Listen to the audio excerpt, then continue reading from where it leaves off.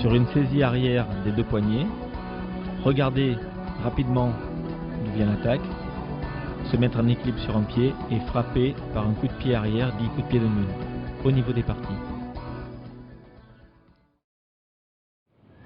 Même saisie, dégagement différent.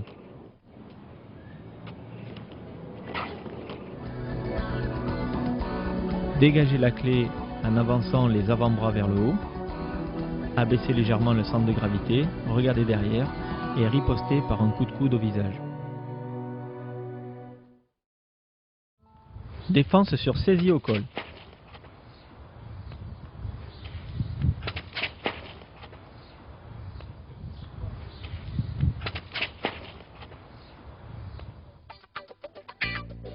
Sur une saisie au col, contrôlez le poignet. Avec la main forte, effectuez une clé de pouce.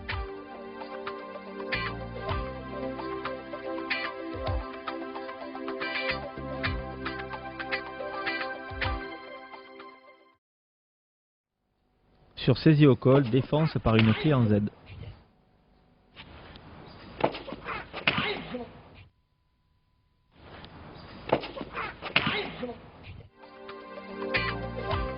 Adopter une attitude de sécurité en protégeant ses points vitaux, se protéger avec le coude au niveau d'une frappe au visage, attraper le bord cubital de l'adversaire, torsion de poignet dans un sens et torsion du biceps dans l'autre sens, en appuyant au niveau de la saignée du coude. Amener au sol sur saisie au col.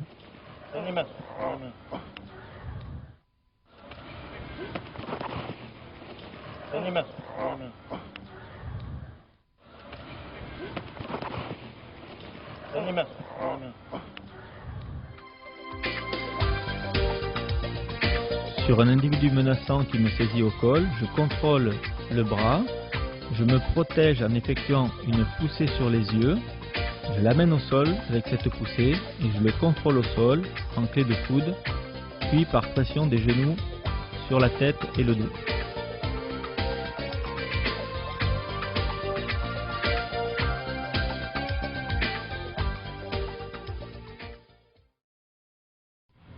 Sur une saisie au col, amener au sol par clé de coude. Allez, bouge plus, bouge plus. Allez, bouge plus, bouge plus. Allez, bouge plus, bouge plus. Sur une saisie au col, l'individu menaçant, contrôler son poignet des deux bras, frappe génitale avec le pied et amener au sol par clé de coude en élongation. On se déplace légèrement pour effectuer également une clé d'épaule et on peut finaliser par une clé de poignet. Il est ainsi verrouillé par 3 clés.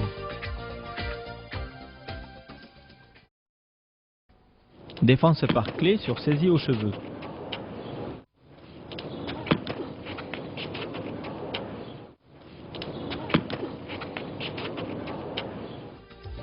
Sur une saisie aux cheveux, appliquez les deux paumes de main sur le poignet adverse, reculez en baissant la tête pour le faire plier et ripostez en point-pied.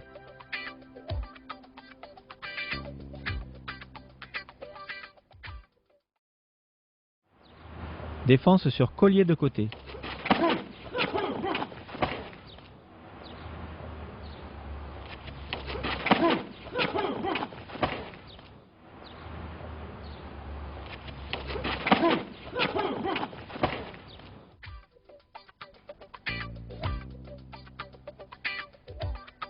Je suis surpris par un collier de côté ou étranglement latéral.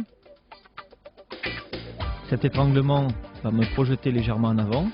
Je profite de ce déséquilibre pour effectuer une frappe génitale avec la paume de main. L'autre paume de main passe sous le nez pour renverser la tête en arrière, qui me permet d'effectuer une frappe gorge et une conduite au sol. Collier de côté avec déséquilibre avant.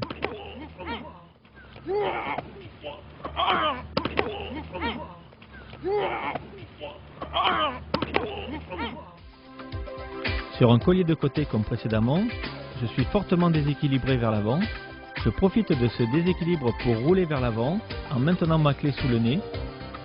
Et j'effectue une frappe au niveau des parties avec la paume de main, suivie d'une frappe au niveau de la gorge, poing fermé. Et je maintiens l'individu plaqué au sol. Collier de côté avec déséquilibre arrière. Manu, tu descends. Manu, tu descends.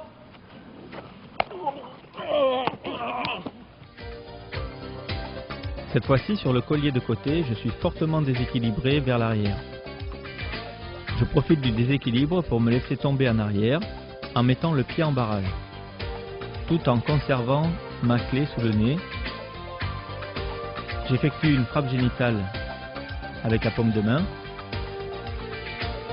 puis une frappe visage et j'essaye de maintenir le contrôle au sol de l'adversaire. Saisie des deux poignets par l'avant.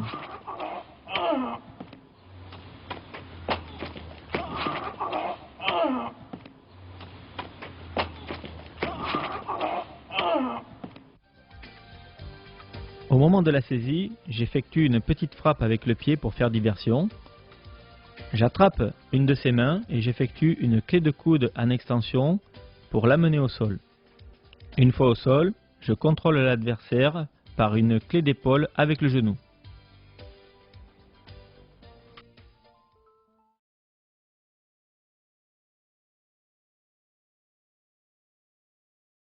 Alors, sur un étranglement, on prend par exemple ici un étranglement de face à deux mains. Il existe beaucoup de techniques, qu'elles soient professionnelles ou qu'elles soient martiales. Vous avez des techniques comme ceci, d'accord? Vous avez des techniques comme ceci. Vous avez des techniques comme ça. Vous pouvez également, sur un étranglement, venir percuter, d'accord? Beaucoup de choses possibles. Maintenant, tous les automatismes peuvent être très très bons dans la salle, peuvent également marcher dans la rue si je suis prêt à l'attaque. Si par exemple la personne vient, me bouscule et m'étrangle, je suis prêt psychologiquement, je peux arriver à placer des techniques martiales. Maintenant, comme nous disons à la FFTS, on essaie de travailler pour les forces de l'ordre, pour les professionnels de la sécurité qui sont dans la rue. Souvent on est en situation de contrôle et souvent on est en situation de surprise. Donc lorsqu'on est surpris, c'est l'instinct naturel, c'est le geste réflexif qui va primer. Et donc sur l'étranglement, on ne va pas penser, parce qu'on est en état de survie, à venir dégager à l'intérieur ou faire une belle clé, hein, comme à la salle, mais on va penser à survivre, donc à respirer, hein, parce que là vous n'avez plus d'air qui arrive aux poumons, vous n'avez plus de sang qui arrive au cerveau, donc vous allez venir mettre les mains ici pour respirer, d'accord? Donc le réflexe naturel, ça va être ça. Donc on va créer un automatisme qui est le prolongement du réflexe naturel. Donc ici, dégrafer, et ensuite ça pourra être riposté et riposté. D'accord? Mais le premier geste de l'automatisme correspondra au réflexe naturel. Ok? Ensuite, on essaiera sur la riposte, s'il y a nécessité de riposte, d'utiliser le chemin le plus court, toujours pour qu'il y ait un temps minimum au niveau de la réponse, qu'il y ait une rapidité maximum. Je vais rechercher toujours les trajectoires les plus courtes possibles pour neutraliser l'adversaire dans un temps minimum. Étranglement arrière des deux mains.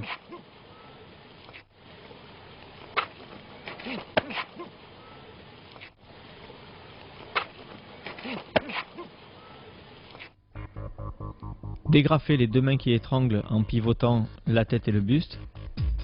Conserver une main, frapper de l'autre main, paume de main au parti et remonter en coup de coude sous la pointe de menton. Étranglement arrière avec l'avant-bras.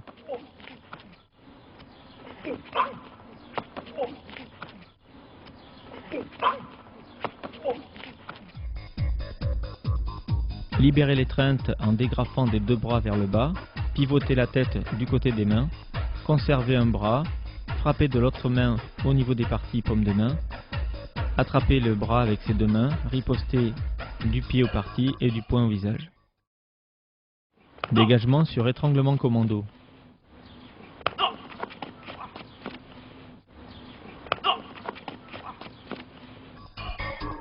Il est quasiment impossible de se dégager de cet étranglement en dégrafant simplement.